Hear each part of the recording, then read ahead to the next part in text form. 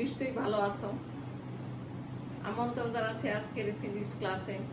আজকে তোমাদের পড়াবো স্বরগ্রাম অথবা মিউজিক্যাল স্কেল।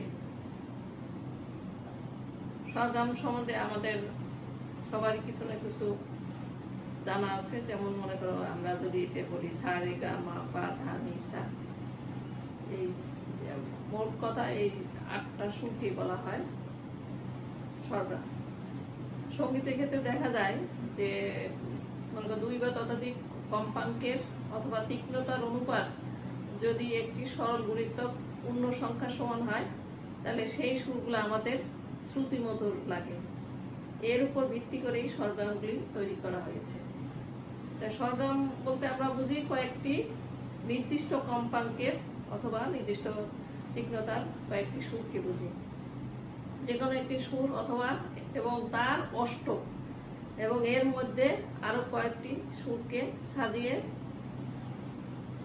তৈরি করা হয়, যেটি আমাদের কানে শ্রুতিমধুর মনে হয় এবং এই সুরগুলি সমসঙ্গতি বজায় থাকে বলে এগুলো আমাদেরকে শ্রুতিমধুর বা সঙ্গীত গুণ সম্পন্ন মনে হয়। এবং এই সমসঙ্গতিপূর্ণ এই সুরগুলোকেই বলা হয় স্বরগ্রাম। আর স্বরগ্রামের সবচেয়ে কম কম্পাঙ্কের যে সুর সেটিকে বলা হয় প্রধান সুর অথবা টনিক। তাহলে আমরা যে কোনো নির্দিষ্ট সুর এবং তার অষ্টক এর মধ্যে আরো 6টি সুরকে একত্রে আমরা স্বরগ্রাম বলি এবং এই স্বরগ্রামগুলো আমাদের কানে শ্রুতিমধুর হয়। এবং এই স্বরগ্রামগুলো এমন যে এরা ক্রমবর্ধমান কয়েকটি কম্পাঙ্কের সমন্বয় থাকে এবং যে কারণে আমাদের কানে সমসঙ্গতিপূর্ণ থাকে বলে এটা আমাদের কানে সঙ্গীত গুণ সম্পন্ন মনে হয়। এই জন্য এটা বলা হয় ডায়াটনিক স্বরগ্রাম, অর্থাৎ এটি কম্পাঙ্কগুলা ক্রমবর্ধমান থাকে। আচ্ছা, এখন এই যে স্বরগ্রাম তাহলে আমরা পেলাম হচ্ছে সা রে গা মা পা ধা নি সা। তাহলে এখানে সা, এই সা আর এই সা, এই সার অষ্টক, এই সার অষ্টক হচ্ছে ছা। অর্থাৎ এই সারের যে কম্পাঙ্ক তার কম্পাঙ্কের দ্বিগুণ সেটা হচ্ছে এই শেষ সা, এটা বলা অষ্টক, এই প্রথম সা।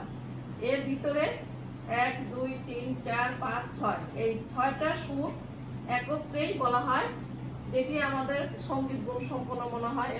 এরা সব সমসঙ্গতিপূর্ণ এবং এদের যে কম্পাঙ্ক, এই কম্পাঙ্কগুলা ক্রমবর্ধমান, এর থেকে এটা এইভাবে এর কম্পাঙ্কগুলা থাকে এবং এই কম্পাঙ্ক এইভাবে থাকে বলে এটা আমাদের কাছে সমসঙ্গতিপূর্ণ অথবা আমাদের কানে সঙ্গীত গুণ সম্পন্ন মনে হয়। এই জন্য এটাকে বলা হয় ডায়াটনিক স্বরগ্রাম। আচ্ছা, এরপরে আসতেছে আমরা সমীকৃত। আমরা আগে পেলাম ডায়াটনিক স্বরগ্রাম এবং এখন পাবো সমীকৃত স্বরগ্রাম। আচ্ছা, সমীকৃত স্বরগ্রাম হচ্ছে কি, যে মনে করো গায়ককে যখন গায় তখন তাদের গায়কির জন্য তাদের যে গায়ক যে গান গায় সেই গান গাওয়ার জন্য তারা যে স্বরগ্রামের যে কোনো একটি সুরকে তারা প্রধান সুর হিসেবে বেছে নেয় এবং আর সাথে আর 5টা সুরকে তারা বেছে নেয় এমনভাবে যাতে এখানে তাদের কণ্ঠের যে উপযোগী প্রকৃতি অনুযায়ী এবং শ্রুতি মাধুর্য হয় এরকম আরো 5টি সুর, যে 5টি সুরকে স্বরগ্রামে অন্তর্ভুক্ত করা হয় এবং এই 5টি সুরকেই বলা হয় সমীকৃত স্বরগ্রাম। এই 5টি সুর সহ এই স্বরগ্রামকে বলা হয় সমীকৃত স্বরগ্রাম। তাহলে এটা তোমাদের পরীক্ষা আসতে পারে। তাহলে এখানে আমরা পেলাম হচ্ছে স্বরগ্রাম, ডায়াটনিক স্বরগ্রাম আর হচ্ছে সমীকৃত স্বরগ্রাম। তাহলে এখানে এই 3টা সংজ্ঞা আমরা পড়বো। তাহলে এখান থেকে এই 3টা সংজ্ঞা যেটা আমরা জ্ঞানমূলক যদি চিন্তা করি তাহলে এই জ্ঞানমূলক প্রশ্নে তোমাদের আসতে পারে। সঙ্গীতে কয়েকটি ব্যবহারিক শব্দ। তাহলে প্রথম আসতেছে ত্রয়ী।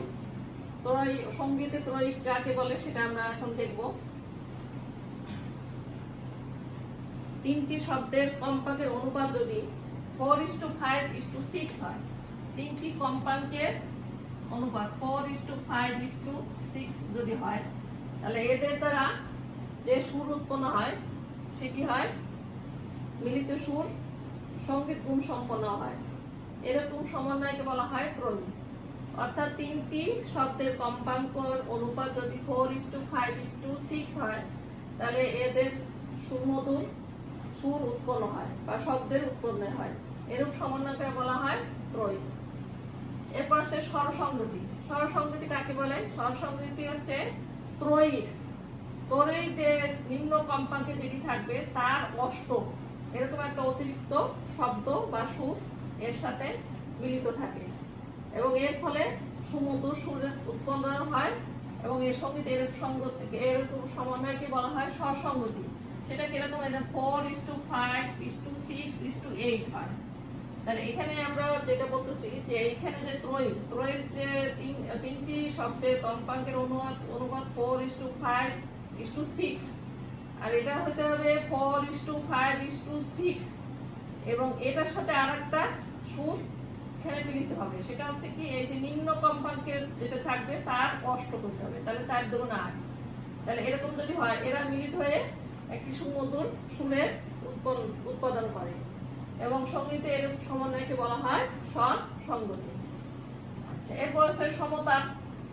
কয়েকটি সুর একসাথে মিলিত হয়ে যে ঐক্যতানের সৃষ্টি হয় তাকে বলা হয় সমতা।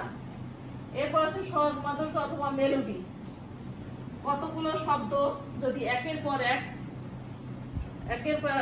পর এক উৎপাদন হয়ে একটি সুরযুক্ত শব্দের উৎপাদন করে তাকে বলা হয় স্বর মাধুর্য অথবা মেলোডি। যে কতগুলো শব্দ একের পর এক উৎপাদন হয়ে যদি একটি সুরযুক্ত শব্দের সৃষ্টি করে তাহলে তাকে বলা হয় মেলোডি।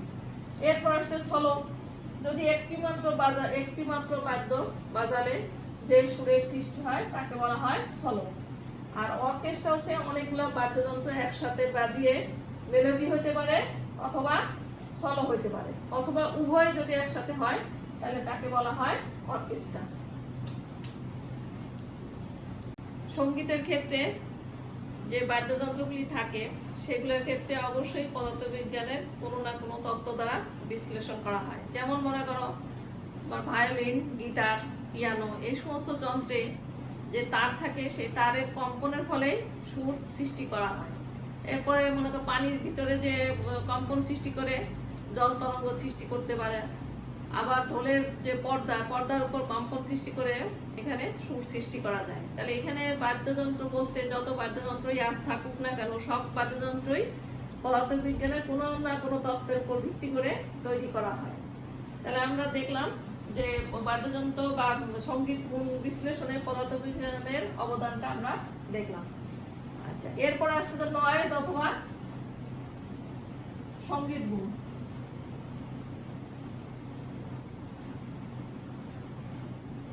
এই দুটারও তোমাদের পরীক্ষা আসতে পারে। তাহলে সঙ্গীত গুণ, নয়েজ এবং সঙ্গীত গুণ। আমরা প্রথমে সঙ্গীত গুণ সম্বন্ধে একটু বলি।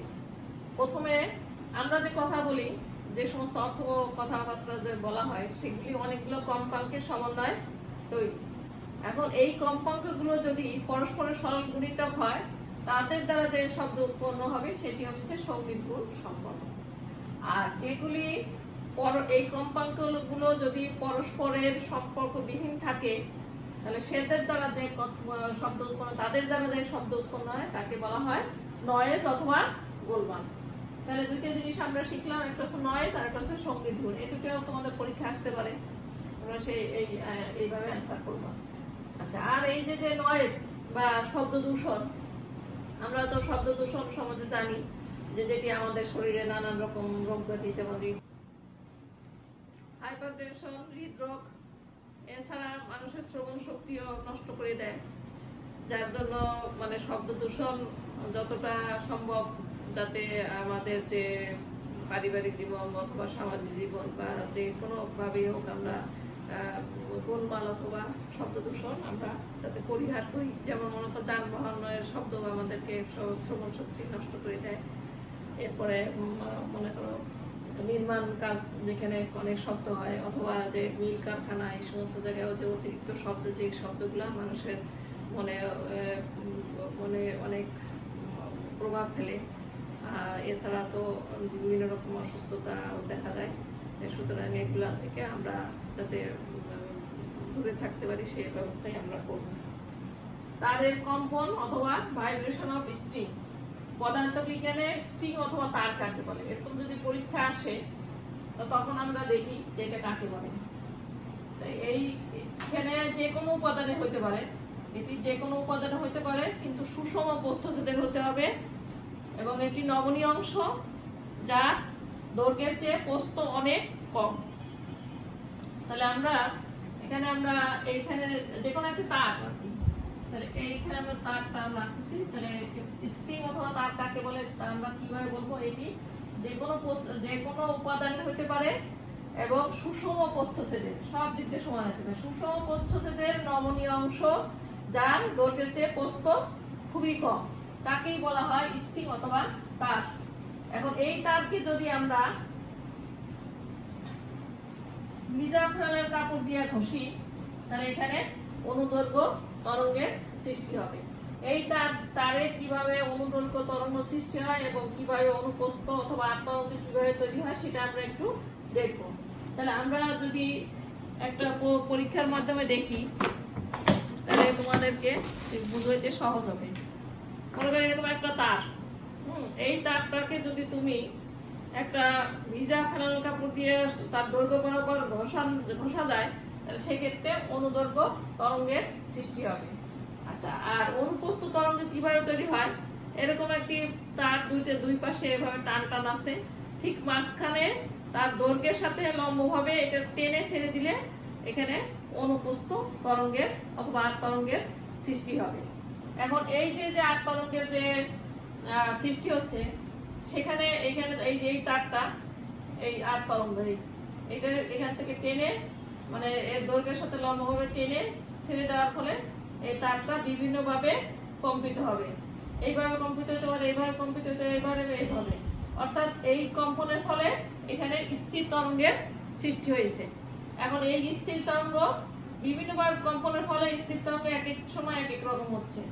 আচ্ছা, সবচেয়ে প্রথম অথবা সহজতম যে স্থির তরঙ্গ সেটা হচ্ছে এইটা, অর্থাৎ এটার কম্পন সবচেয়ে কম। আচ্ছা, এখন এখানে আমরা দেখি যে এখানে যদি স্থির তরঙ্গ সৃষ্টি হয়েছে, তাহলে স্থির তরঙ্গ আমি গত 2-3টা আগের লেকচারে আমরা পড়ানো হয়েছে। তাহলে সেখানে স্থির তরঙ্গ কি এবং কেন স্থির তরঙ্গ সৃষ্টি হয় সেগুলো আমি অনেকবার আলোচনা করা হয়েছে। তাহলে সেক্ষেত্রে যে স্থির তরঙ্গ, এখানে যেহেতু এই পাশে বাধা আছে, অর্থাৎ এই যে তার যেটা দুই পাশে যে আমরা এরকম টেনে ছেড়ে দিলাম, টেনে ধরে রাখলাম, তাহলে এই যে আমার দুই হাতের দুই আঙ্গুলের দুই পাশে এখানে যেহেতু কম্পন নাই, স্পন্দন নাই, সুতরাং এখানে হবে নিস্পন্দন বিন্দু আর এখানে হবে নিস্পন্দন বিন্দু। তাহলে এই বিন্দু আর মাঝখানে এটা হবে সবচেয়ে বিস্তার বেশি, সুতরাং এটা হবে সুস্পন্দ বিন্দু। তাহলে এই যে তার, এই তারের দৈর্ঘ্য বরাবর বিস্তার বিভিন্ন হবে, তাই না? দৈর্ঘ্য বরাবর এদিকে বিস্তার এরকম সব এক এক জায়গায় বিস্তার একই রকম, অর্থাৎ সবচেয়ে বেশি বিস্তার যেটা সেটা বলা হয় সুস্পন্দ বিন্দু। আর যেখানে বিস্তার নাই, অর্থাৎ কোনো স্পন্দন নাই, দুই পাশে যেহেতু আটকানো, সুতরাং এখানে দুইটা নিস্পন্দ বিন্দু তৈরি হবে। তাহলে এইখানে দুইটা নিস্পন্দ বিন্দু আর একটা সুস্পন্দ বিন্দু। তাহলে এইখানে যে আট তরঙ্গ যে সৃষ্টি হলো, সেই আট তরঙ্গ যে সুর উৎপন্ন করে সেই সুরকে বলা হয় মূল সুর। এর কম্পাঙ্ক পরবর্তী যেগুলো আমরা দেখাবো সেখানে তোমরা দেখবা যে এখানে কম্পাঙ্ক আস্তে আস্তে বাড়বে। তাহলে এখানে যে মূল সুর পেলাম। আচ্ছা, পরবর্তীতে এখানে আরেকটা নাম আছে প্রথম হারমোনিক। মূল সুর বের হয় এবং এটা বলা হয় প্রথম হারমোনিক। আচ্ছা, দ্বিতীয়টা আমরা তৈরি করার জন্য কি করব? এরকম তার, এই তারের মাঝখানে আমরা এটা তো দুই পাশে আটকানো থাকবে, তাহলে এইখানে আমরা হাত দিয়ে ধরবো, যে কোনো একটা আঙ্গুল দিয়ে এইভাবে ধরবো। এই ধরার পরে এই যে দুইটা অংশ বিভক্ত হয়ে গেছে, দুইটা অংশ বিভক্ত হইলে যে কোনো একটা অংশের মাঝখানে ধরে টেনে ছেড়ে দিলেই, দৈর্ঘ্যের সাথে লম্বভাবে টেনে ছেড়ে দিলেই তারটি এইভাবে কম্পিত হবে। তাহলে এইভাবে কম্পিত যখন হবে তখন আমরা এই দুটি অংশ বিভক্ত হয়ে গেছে এবং দুইটি অংশের ক্ষেত্রে আমরা এখানে দেখতেছি এখানে হচ্ছে বিস্তার সর্বোচ্চ, তাহলে এখানে পেলাম আমরা সুস্পন্দ বিন্দু, আর এখানেও আমরা সুস্পন্দ বিন্দু পেলাম, আর দুই পাশে পেলাম আমরা নিষ্পন্দ বিন্দু। তাহলে একটা দুইটা তিনটা নিষ্পন্দ বিন্দু পেলাম আর দুইটা সুস্পন্দ বিন্দু পেলাম। তাহলে এটার যে কম্পাঙ্ক, এর কম্পাঙ্কের দ্বিগুণ হলো এটার বলা হয় দ্বিতীয় হারমোনিক। তাহলে এটার কম্পাঙ্কের এটা হচ্ছে দ্বিতীয়, এটার অষ্টক বলা হয়। তাহলে এটার নাম হচ্ছে দ্বিতীয় হারমোনিক। এইভাবে আমরা বিভিন্ন ভাবে এই তারটারে কম্পিত করতে পারি। এখানেও দেখো এখানে একটা নিষ্পন্দ বিন্দু, এখানে একটা নিষ্পন্দ বিন্দু, এখানে একটা নিষ্পন্দ, এটা নিষ্পন্দ বিন্দু। তাহলে একটা দুইটা তিনটা চারটা, আর সুস্পন্দ বিন্দু একটা দুইটা তিনটা, আর লাস্ট যেটা আমি আঁকলাম চতুর্থ হারমোনিক, এখানে একটা নিষ্পন্দ দুইটা তিনটা চারটা পাঁচটা, আর সুস্পন্দ একটা দুইটা তিনটা চারটা, এটা বলা হয় চতুর্থ হারমোনিক। তাহলে এইভাবে এই তারটাকে বিভিন্ন ভাবে কম্পিত করা যাবে। তাহলে এখানে আমরা বললাম প্রথম হারমোনিক, দ্বিতীয় হারমোনিক, তৃতীয় হারমোনিক, চতুর্থ হারমোনিক। তাহলে এই প্রথম যেটা বা মূল সুর যেটা এই আট তরঙ্গ যে সুর উৎপন্ন করে প্রথমটা, সেটার বলা হয় মূল সুর, আর আট তরঙ্গ পরবর্তী যেগুলো আছে সেগুলোর বলা হয় উপসুর। এরপরে করবো আমরা টানা তারের আট কম্পনের সূত্রাবলী। টানা তারের, তাহলে টানা তার হইতে হবে এরকম টানা তার দুইটি এরকম বলে এই তারটাকে টান করা হয়েছে, এবং এই টানা তারের কি করব আমরা ঠিক মাঝখানে লম্বভাবে দৈর্ঘ্যের সাথে লম্বভাবে টেনে ছেড়ে দিলে এখানে আর তরঙ্গের সৃষ্টি হবে। এখন এখানে যে মূল সুর, এই আট তরঙ্গের ফলে যে মূল সুর উৎপন্ন হবে, সেই মূল সুরের কম্পাঙ্ক কতগুলো সূত্র মেনে চলে, এবং এই সূত্রগুলা আবিষ্কার করেন ফরাসি গণিতজ্ঞ মার্সেল, এবং 1636 সালে উনি এই সূত্রগুলা আবিষ্কার করেন। তাহলে টানা তারের আর কম্পনের যে এইটারই বলা হয় টানা তারের আর কম্পনের সূত্র। তাহলে এই সূত্রগুলা যে আর কম্পনের ফলে যে মূল সুর পাওয়া যায়, সেই মূল সুরের যে কম্পাঙ্ক, সেই কম্পাঙ্ক যে তিনটি সূত্রের উপরে সূত্র মেনে চলে। আচ্ছা, প্রথম সূত্র, তাহলে এখানে কম্পাঙ্ক যেহেতু আমরা যদি এফ দেই, তাহলে এই কম্পাঙ্ক তিনটি সূত্র আছে, তারা তো আর কম্পনের সূত্র তিনটা সূত্র। একটা হচ্ছে দৈর্ঘ্যের সাথে সম্পর্ক, আর একটা হচ্ছে টানের, আর একটা হচ্ছে প্রতি একক দৈর্ঘ্যের ভর। আমরা সূত্রগুলা কিভাবে মুখস্থ করবো বা কিভাবে মনে রাখবো, সেটার জন্য আমি এই জিনিসগুলো তোমাদের দেখানো হচ্ছে। তাহলে এখানে দৈর্ঘ্য বলতে, টান বলতে আমরা টি দিয়ে প্রকাশ করি, আর তো একক দৈর্ঘ্যের ভর এখানে আমরা নিউ দ্বারা প্রকাশ করলাম। আচ্ছা, তাহলে প্রথম সূত্র, এখানে আমরা প্রথম সূত্র যেটা দিব, প্রথম সূত্র হচ্ছে দৈর্ঘ্যের সূত্র।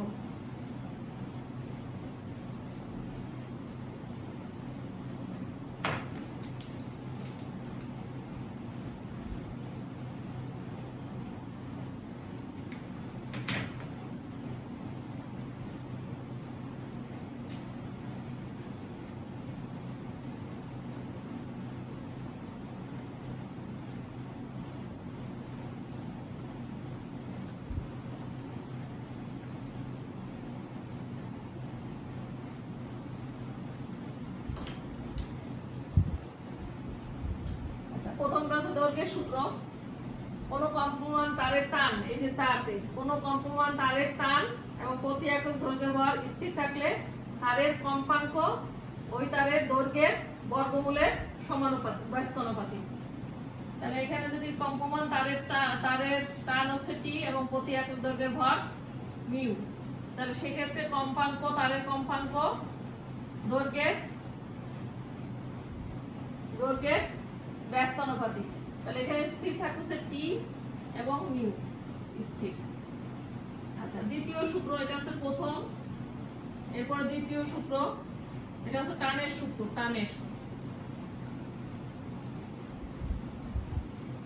কোনো কম্পমান তারের দৈর্ঘ্য এবং প্রতি একক দৈর্ঘ্যের ভর স্থির থাকলে তারের কম্পাঙ্ক টানের বর্গমূলের সমানুপাতিক। তাহলে এখানে আমরা পেলাম রুট টি।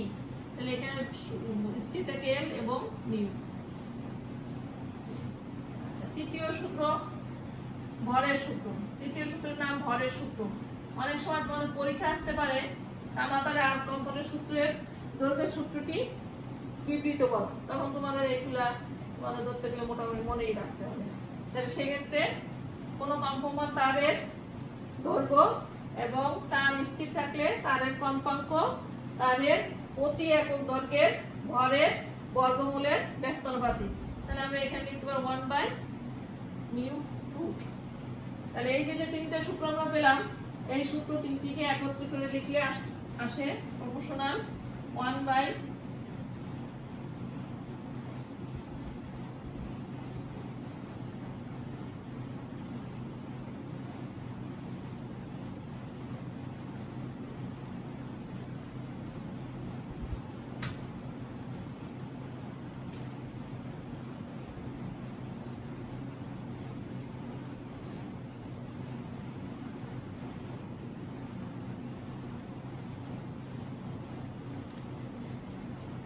তাহলে এই তিনটা একত্রে লিখলে frequency F proportion 1/L root T by mu.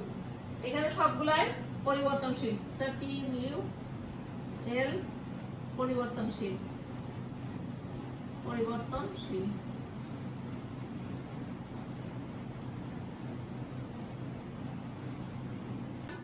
F proportion 1/L root T by mu. তাহলে এখানে পরিবর্তন সবগুলাই, অর্থাৎ টি মিউ এবং এল সকলেই পরিবর্তনশীল। তাহলে এখানে আমরা যদি প্রপোর্শনাল বাদ দিই, তাহলে এখানে আসলে কে 1/L টি বাই মিউ। আচ্ছা, মূল শরীরের ক্ষেত্রে পরীক্ষা দ্বারা কে এর মান পাওয়া গেছে হাফ। মূল শরীরের ক্ষেত্রে পরীক্ষা দ্বারা যে মান পাওয়া যায় কে সমান হাফ, এটা তোমরা জানা আর কি। তাহলে এখানে আমরা কে সমান 1/2L root T by M. তাহলে এই সূত্র আমরা একটা পেলাম, x সমান 1/2L root T by M. তাহলে একটা আমরা পেলাম, আর দুইটা পাবো। তাহলে দুইটা পাওয়ার জন্য আমরা আরো এদিকে চলে যাই। এই যে তারটা, এই তারের দৈর্ঘ্য L। আচ্ছা, আর তার মূল শরীরের ক্ষেত্রে আমরা বলছি, তাহলে এই সূত্রগুলো মূল শরীরের জন্যই। তাহলে এখানে যখন স্থির তরঙ্গ সৃষ্টি করছে, তাহলে এই স্থির তরঙ্গ আমরা এটা দৈর্ঘ্য আমরা ওয়েভলেন্থ দিয়ে বের করতে পারি। সেটা হলো কিরকম আমরা একটু দেখি। এই আচ্ছা, এখন এই যে এইটুকু হচ্ছে পূর্ণ কম্পন। আচ্ছা, আমরা জানি একটি পূর্ণ কম্পন সম্ভব হতে একটি তরঙ্গ যে দূরত্ব অতিক্রম করে তাকে ল্যামডা বলা হয়। তাহলে এখান থেকে এইটু হচ্ছে ল্যামডা। তাহলে এইটুকু দূরত্ব হচ্ছে ল্যামডা। আচ্ছা, আর এর মাঝখানে অর্ধেক, এটা দৈর্ঘ্য হচ্ছে λ/2। তাহলে আমরা এই যে অর্ধেক, এই অর্ধেকটা আমরা পেয়েছি। তাহলে এটা হবে L সমান λ/2। এখান থেকে আমরা এটা বের করে নিয়ে আসলাম। তাহলে ল্যামডা সমান কত পেলাম? λ = y/c। তাহলে এখানে আমরা এই ইকুয়েশন থেকে আমরা আবার পাবো 1/λ রুট টি বাই এম। আচ্ছা, তাহলে এখানে এই একটা ইকুয়েশন আমরা পেলাম 1, আর এখানে পেলাম দুইটা ইকুয়েশন। আচ্ছা, আরেকটা এটা থেকে আমরা আরেকটা ইকুয়েশন নিয়ে আসবো।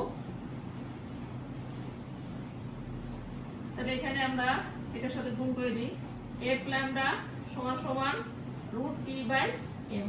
আমরা আগে তোমরা নিশ্চয়ই জানো, আমরা পড়ানো হয়েছে, সেটা হচ্ছে কি v f λ, আমরা এটা জানি। তাহলে এখানে আমরা v সমান t বাই m। তাহলে v হচ্ছে তরঙ্গ বেগ। তাহলে এখানে আমরা তরঙ্গ বেগ সমান পেলাম রুট টি বাই, সরি এখানে মিউ অনেক সময় অনেক বইতে মিউ দেওয়া আছে, অনেক বইতে এম দেওয়া আছে। তাহলে আমরা এখানে মিউ যেটা দিয়ে শুরু করছি আমরা সেটাই লিখি। তাহলে এখানে তাহলে টি বাই মিউ। তাহলে এখানে আমরা তিনটা ইকুয়েশন পেলাম। তাহলে তিনটা ইকুয়েশন পেলাম। তাহলে একটা equation f = 1/2L root T by mu, f = 1/λ root T by mu, আর পরবর্তী যেটা পেলাম v = root T by mu. তাহলে এখানে বেগ অর্থাৎ তরঙ্গ বেগ নির্ভর করছে কার উপরে? এখানে তরঙ্গ, এখানে যে টান, যে তার, সেই তারের টান এবং তারের প্রতি একক দৈর্ঘ্যের ভরের উপরে। তাহলে এখানে আমরা এটা দেখলাম, এটা যদি কোনো সময় পরীক্ষা আসে যে তরঙ্গের সাথে টান অর্থাৎ তারের টান এবং যে সম্পর্কটা, সেটা আমরা দেখাইলাম। আর এখানে এই যে 3টে ইকুয়েশন দিলাম, এই 3টে ইকুয়েশন তোমাদের যে অঙ্কগুলো আছে সেই অঙ্কগুলায় এই সমস্ত ইকুয়েশনগুলো কাজে লাগবে। আর এই যে এখান থেকে যে ওয়েভ লেন্থ দিয়ে আমরা যে লেন্থটা যে বের করলাম, এই জিনিসটাও তোমাদের শিখতে হবে এবং এইটা দিয়েও কিন্তু তোমাদের অঙ্ক আছে যেগুলো তোমরা করতে পারবা। এই যে এটা এখানে কিন্তু তোমার ল্যামডা সমান সমান টুয়াইস এল, এটা কিন্তু এইটা হবে না, এটা এরকম হবে। এগুলো আমরা পরে আবার পরবর্তী যে বিষয় পড়াবো সেখানে আমরা এগুলো দেখাবো। আর তোমরা আজকে বন্ধ থাকো, আর তোমরা প্রত্যেকেই যা যা পড়ানো হয়েছে সেই পড়ানোগুলা পড়বা, আর সবগুলাই তোমরা সুন্দর করে বারবার পড়বা এবং বারবার তোমরা ডাউনলোড করে নিয়ে বারবার তোমরা এগুলো টেনে টেনে দেখবা, তোমাদের মনে থাকে। তোমরা যখনই পড়তে পারবো তখন এগুলো টেনে টেনে দেখবা, তাতে কি হবে, বেশি তোমার অত মুখস্থ করা লাগবে না, বারবার শুনতে শুনতে তোমাদের মনে এসে যাবে। আর এগুলো অঙ্ক আসবে, এই অঙ্কগুলো তোমরা ভালো করে পড়বা। আর আগে যেগুলো পড়ালাম সেগুলোও জ্ঞানমূলক প্রশ্ন, এগুলো তোমরা এই যে সঙ্গীতের ক্ষেত্রে স্বরগ্রাম, তারপর ত্রয়ী, স্বরমাধুর্য, ছল, মেলোডি, এগুলো যেগুলো পড়ানো হয়েছে সেগুলো তোমরা খুব ভালো করে পড়বা। তার সমীকৃত স্বরগ্রাম, এগুলা সংজ্ঞাগুলো তোমার ভালো মতো মুখস্থ করতে হবে। আর এই যে যেগুলো পড়ালাম এগুলো তোমাদের অঙ্ক ক্ষেত্রেও লাগবে এবং অনেক সময় এগুলা ক্যালকুলেশন ক্ষেত্রে দেখবে, এগুলা প্রয়োজন হবে। আর এখান থেকে তোমাদের যেটা বলতেছি, তোমরা এখন তো তোমাদের লকডাউন ধরতে গেলে তোমরা তো সবাই বাসায় আছো, তোমরা বাসায় থেকে এগুলা সময় তো অনেক বেশি পাবা, এই জন্য তোমরা এখানে এগুলো খুব ভালো করে পড়বা, সময়ও বেশি আছে, সময়টা তোমরা কাজে লাগাবা। আর এখান থেকে যে মানে যে সমস্ত ব্যাপারে তোমাদের যদি কোনো প্রবলেম থাকে সেই প্রবলেমগুলো তোমরা কমেন্ট আছে ওখানে লিখবা, আমি সেগুলা সলভ করার চেষ্টা করবো। আর তোমরা এই আমি যে পড়ালাম এটা তোমরা সাবস্ক্রাইব করবা। বেশি বেশি তোমাদের যারা ইন্টারমিডিয়েট পড়ে অথবা এইচএসসিতে যারা আসো, ফার্স্ট ইয়ার সেকেন্ড ইয়ার, তারা প্রত্যেকের কাছে তোমরা শেয়ার করবা যতটুকু তোমাদের পরিচিত আছে। আর এখানে সাবস্ক্রাইব করবা আর নিয়মিত পড়াশোনা করবা, কারণ যতই যা সমস্যাই হোক তোমাদের পরীক্ষাটা নিয়ম মতো হয়তো হবে, সুতরাং তোমাদের যে সময় হোক পড়াশোনা তো করতেই হবে। আর তোমরা ভালো থাকো, সুস্থ থাকো, তোমাদের জন্য রইল আমার অনেক অনেক দোয়া।